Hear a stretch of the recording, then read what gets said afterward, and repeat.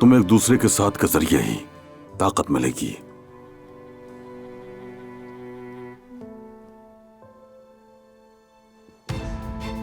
अच्छे साथी, शरीके सफर और दोस्त बनकर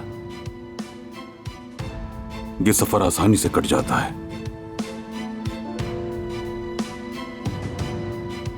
तुम दोनों की जिंदगी में कभी कोई परेशानी और मुसीबत ना आने पाए।